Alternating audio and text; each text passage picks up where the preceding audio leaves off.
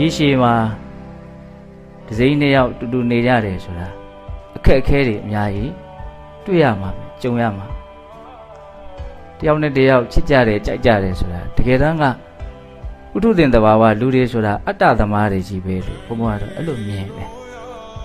ဘာလို့သူ့ကိုချစ်တာတော့ဆိုရင်အဓိကတော့ကိုယ့်ကိုချစ်လို့ချစ်တာများပါဟုတ်လားကိုယ့်ပေါ်မှာကောင်းတယ်လို့ထင်နေသေးသမျှကျွတ်တို့ချစ်နေကြအောင်မှာဟုတ်တယ်မဟုတ်လားကိုယ့်ပေါ်မကောင်းတော့ဘူးလို့မြင်လာတဲ့တနေ့အဲ့ဒါတွေဟာဘာလို့သွားနိုင်လို့ပျက်စီးသွားနိုင်ဘယ်ရာမှတည်မြဲနေတာမရှိချစ်ချင်းတရားကလည်းမတည်မြဲတဲ့အရာတွေတဲကတစ်ခုပဲအဲ့ဒါကိုလည်းဘုံဘုံတို့ဘယ်လိုထားမှာတော့နားလည်ထားရကျွတ်တို့ရဲ့ချစ်ချင်းတရားတွေမှာ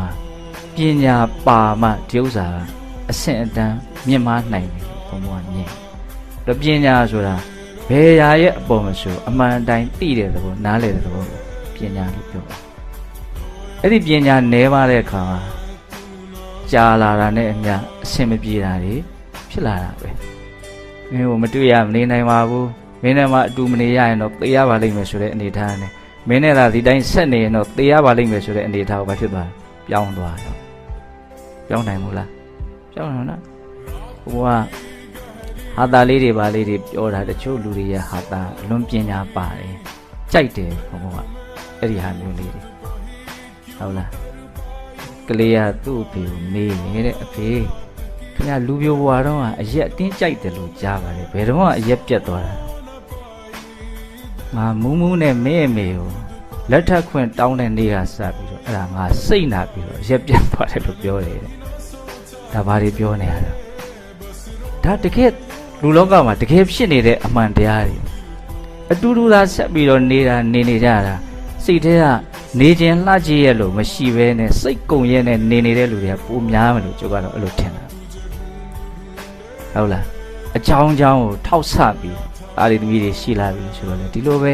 အောင်အေးပြီးတော့ဘာနှွေးထွေးမှုမှမရှိဘဲနဲ့နေကြတာတွေမရှိဘူးလားဒါတွေကသိတာငါတော့အဲ့လိုဖြစ်เสียရဘူးဆိုတဲ့စိတ်မျိုးဖြစ်ဖို့ဘုံဘုံကပြောပြတာဆိုတော့ဦးသိန်းလေးကိုခေါ်မိတာသူကပြောပြတာကောင်းတယ်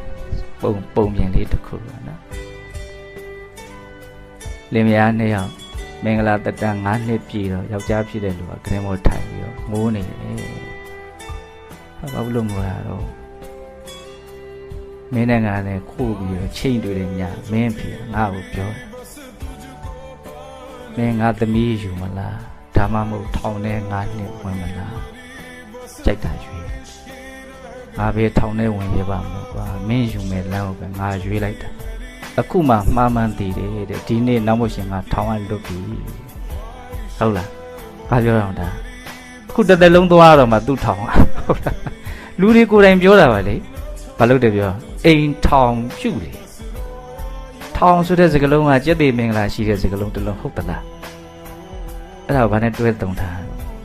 အိမ်နဲ့တွဲတုံထားထောင်ကြနော်